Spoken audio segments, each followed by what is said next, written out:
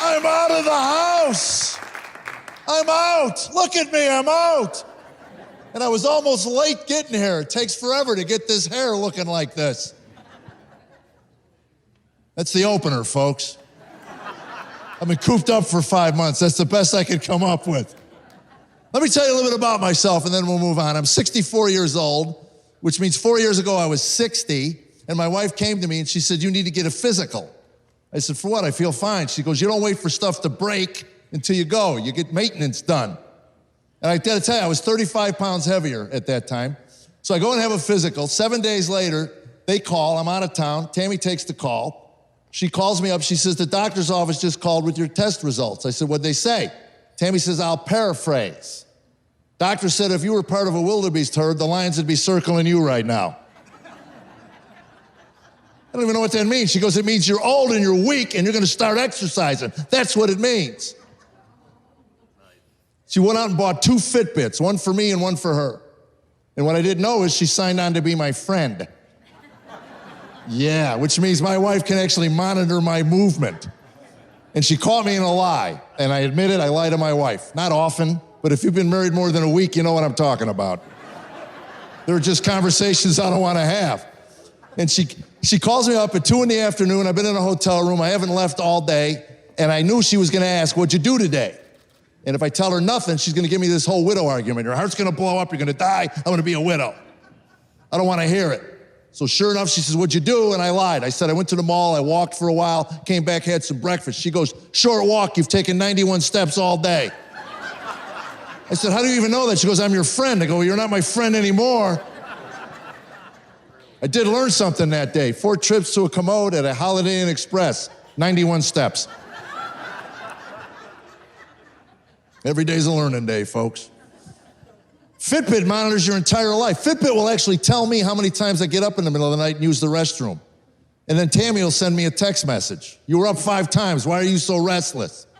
Well, Brad and Angelina split up. Who can sleep anymore, babe? And if that isn't bad, I'm watching Golf Channel, 10 in the morning, 2 in the afternoon.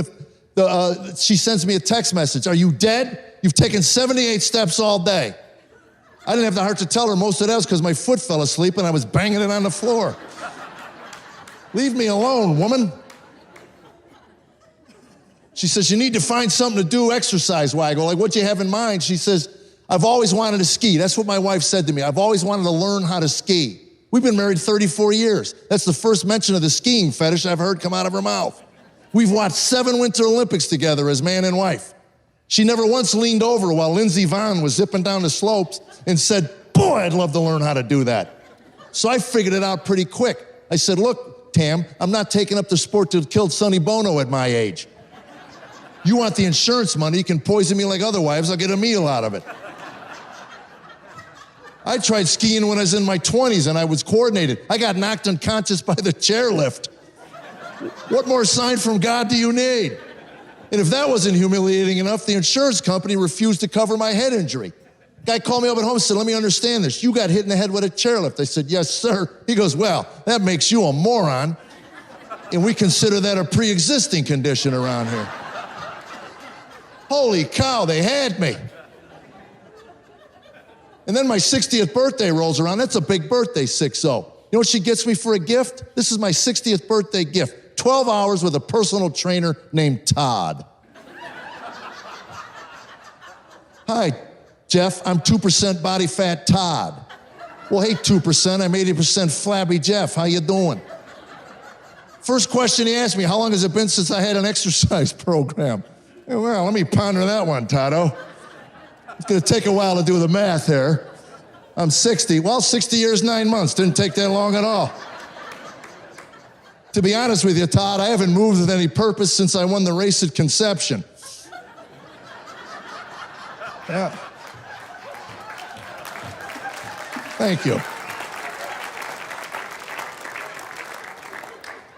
I think I outran 3 billion that morning, Todd. I'm still exhausted.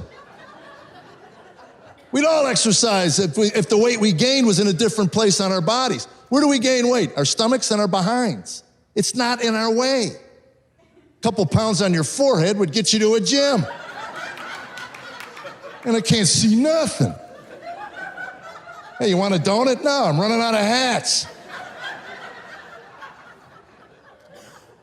And Tammy's dieting now. Dieting, she's on keto. We've tried paleo, we've tried Atkins, now it's keto. Wants to get into ketosis. I don't care. I have cookies in my office in the basement. I was handing out cookies to my grandchildren one day. One of you will betray me. 3 times before that rooster crows on Sesame Street.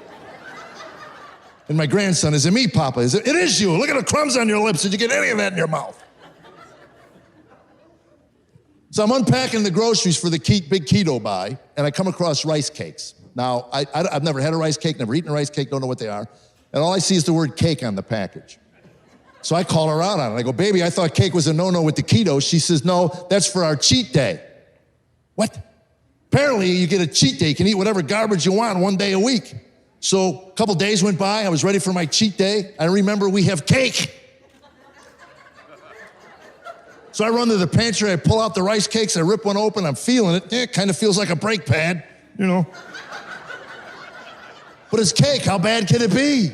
Oh, Lord. I took a bite. It never made it to my throat. I said, baby, these are stale. She says, no, that's the way they are. I said, then this isn't cake. It's caulk. It's not food. This is insulation. These people should be sued. I gave the rest of them to our 3 dogs. You eat them. The dogs scarfed them up and went in my front yard and passed a thermos.